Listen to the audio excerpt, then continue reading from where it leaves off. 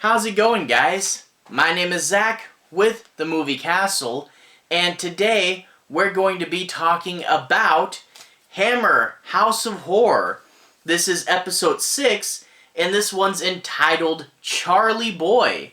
This is from October 18th, 1980, and is directed by Robert Young, who I believe is the same director that actually directed Vampire Circus, another Hammer film, and actually a really good Hammer film.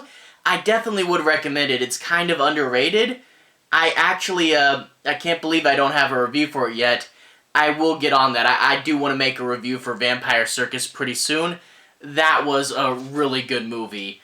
But anyway, this episode stars Leigh Lawson and Angela Bruce, and they play this couple. One of their uncles has died and left him his art collection.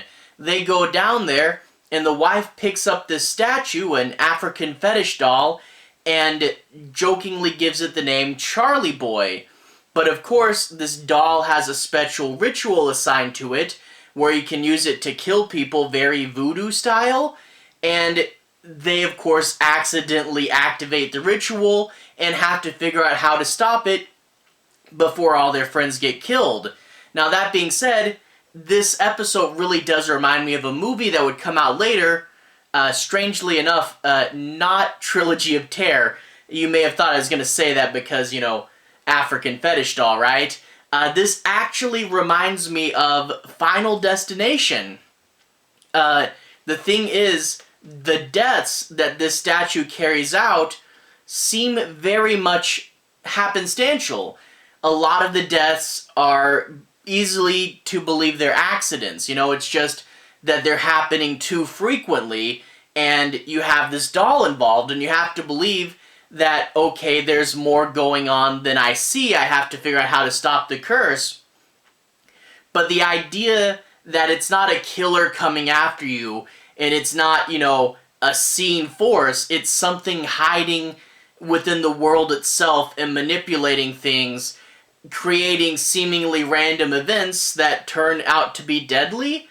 We would see this later on with Final Destination, and then later on after that, 11/22/63 from Stephen King.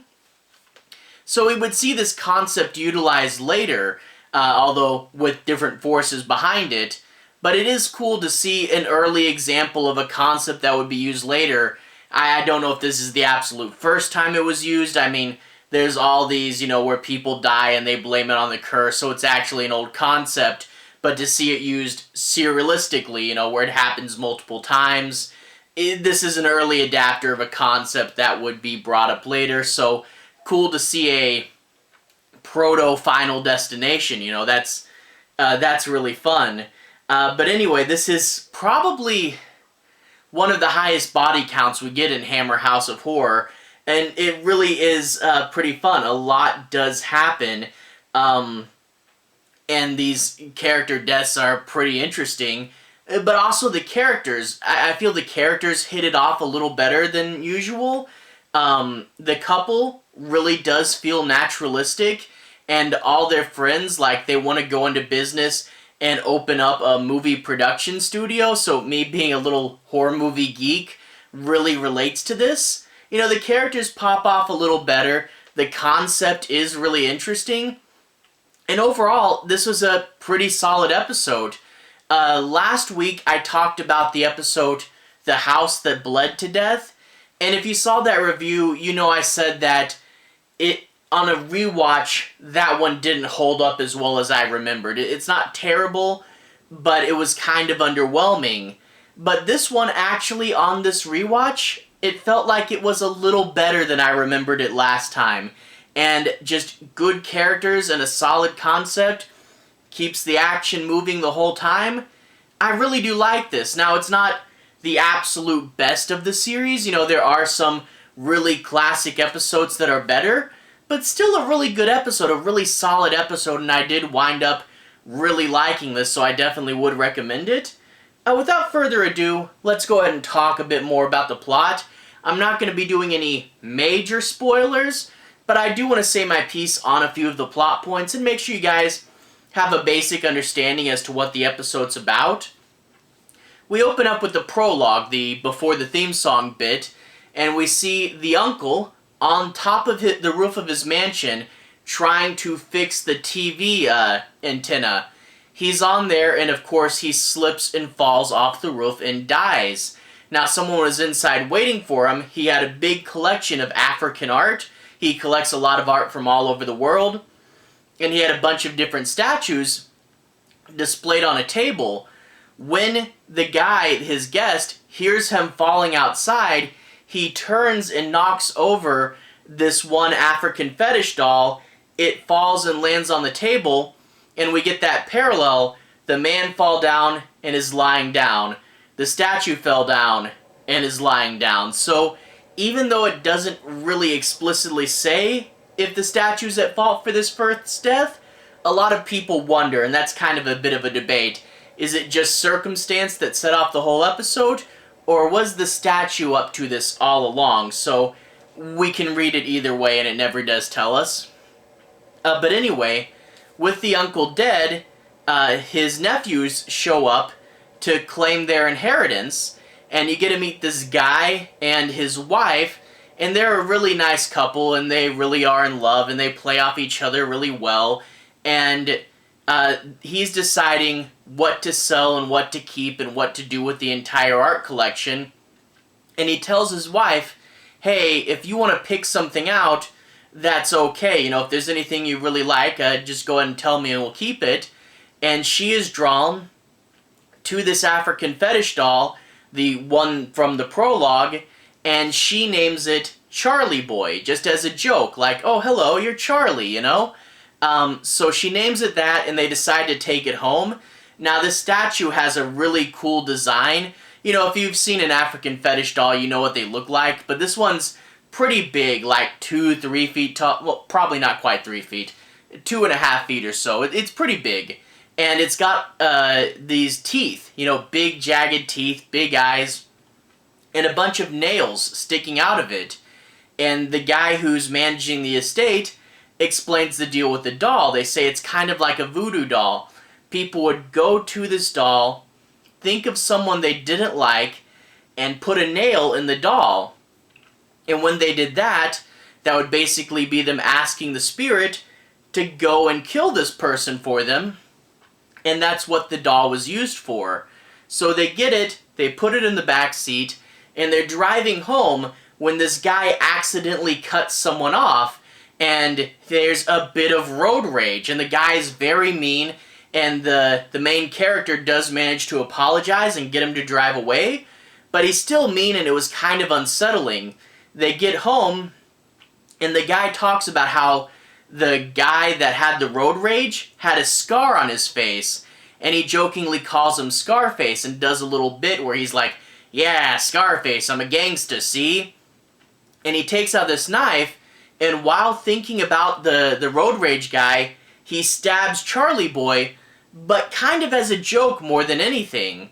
And he doesn't think anything about it, but as they're wandering down for the night, Charlie does actually go and orchestrate this guy's death.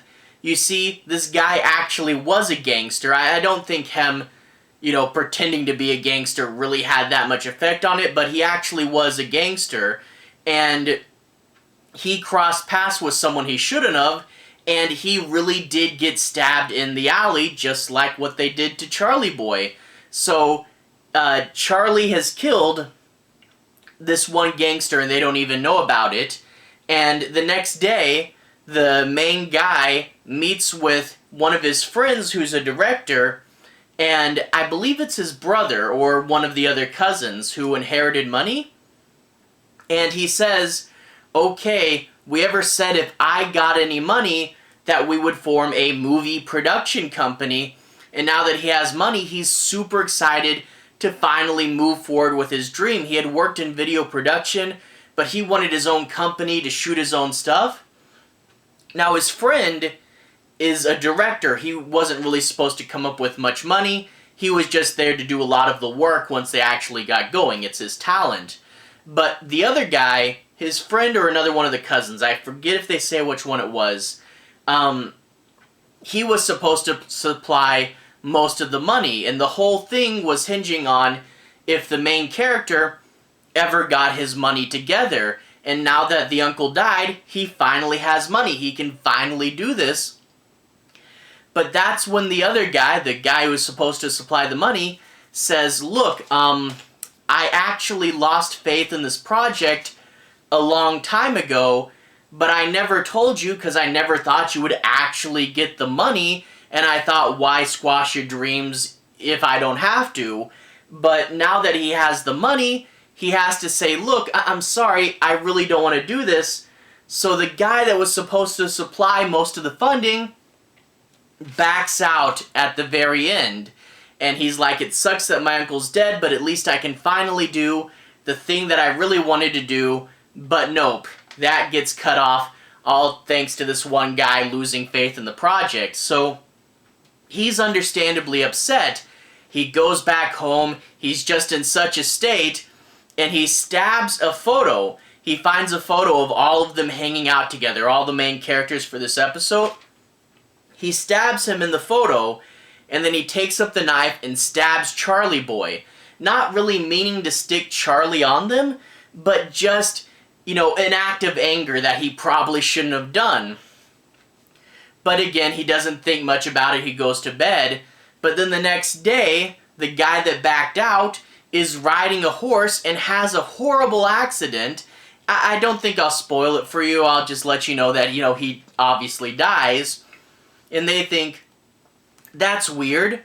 And he starts to suspect Charlie Boy a little bit here. He starts to suspect that it might be the ritual, but it's not too much in the forefront yet.